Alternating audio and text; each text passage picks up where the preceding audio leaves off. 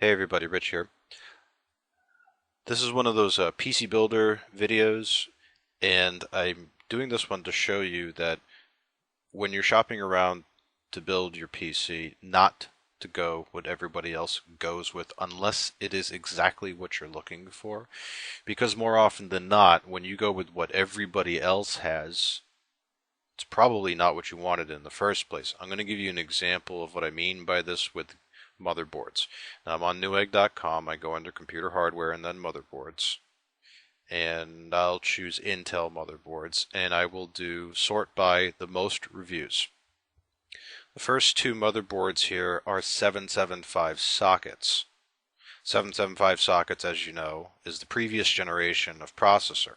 If I take a look at this and go to details, while it is a fantastic motherboard, it's for Core 2 quads, Core 2 extremes, and Core 2 duos, not Core i3, i5, or i7. Previous generation, this is a 775. First two are like that. The next two are 1366. Expensive motherboards, no question. However, this one, if I take a look, is for a Core i7. Maybe you wanted an i5. Not for this. This one supports i7.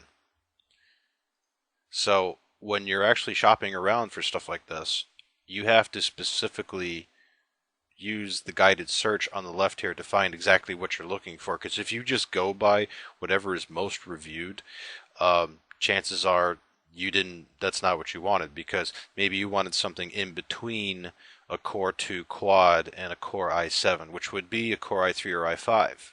Maybe that's what's more in your budget range. That being the case, on the left side here, all you have to do is just look for CPU type, and you'll find a lot of choices here. For example, there's ones that support i7, i5s, and i3s, 94 different motherboards, 1156 socket. That's what we want. Or you can do these here, which is i7, i5, and i3. But these support more processors, so I generally would go with those first.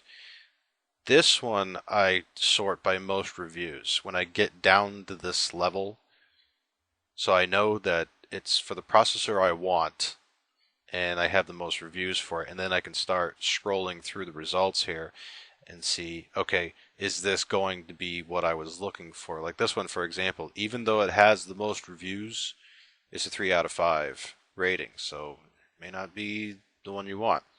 Asus, that has a 4 out of 5, so if we take a look at this one and head on over to details.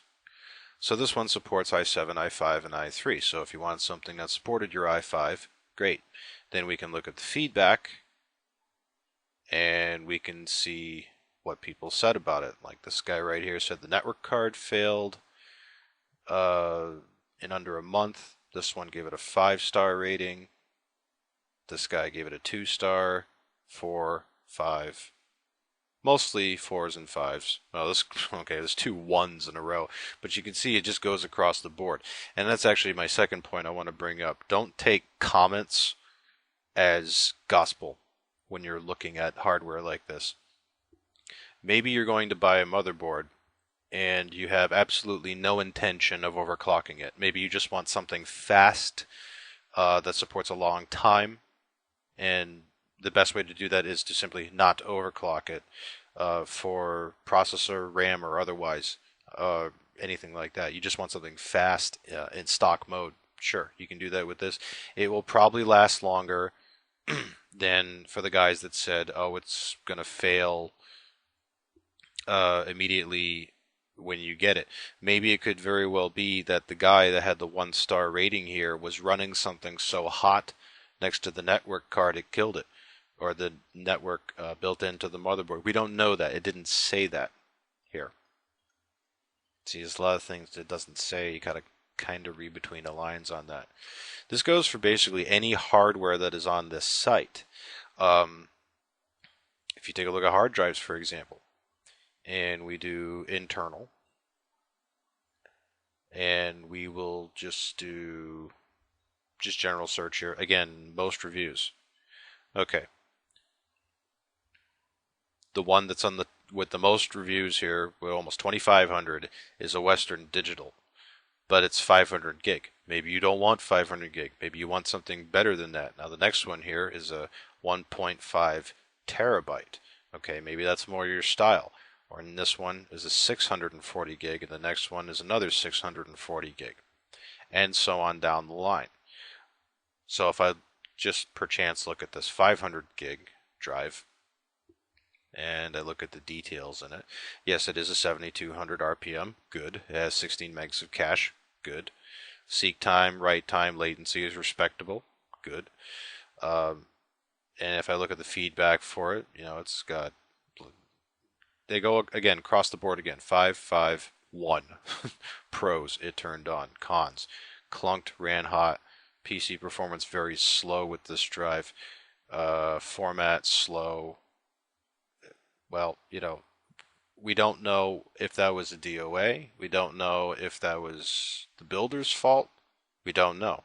Then it goes back to 5, 5, 5, 5, 5, 5. So this one pretty much stands more of a chance of being a good deal compared to that guy that said it wasn't good at all. For the bad ones that you read, that's another thing to take into consideration. Read it between the lines in that and ask yourself, okay, what exactly happened here? Really don't know. Another thing to take into consideration when you're looking at the feedback is the manufacturer responses. Check that off too, because when you do, you should see, well, there's none for this product in particular, which is actually kind of interesting, but you will usually see them for motherboards. So if I do that thing where I did the Intel motherboard, I'll just pick this one. Feedback, manufacturer response. Here we go.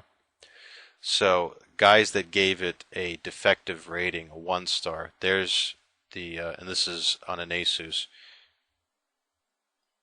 they actually will give some feedback. They will tell you what they're going to do and how they're going to do it. And this is for your convenience. This motherboard does qualify for replacement, so we can have a fully tested replacement shipped out to you to minimize downtime. For more information, APS service, please contact us here. At least they responded. And you get to see all the manufacturer responses here. You'll notice that for just about every 1-star rating, even for 3-star ratings, they will continue to respond over and over and over again. Asus is great like that. So that's just a couple of tips that when you're going through buying hardware, first of all, don't buy what everybody else is buying. Buy what's best for you. Make sure to check out the specs, that it's current and not old, such as with that LGA 775 compared to the 1366 or 1156. Also check out the manufacturer responses, and you will make better purchases because of it. And that's it.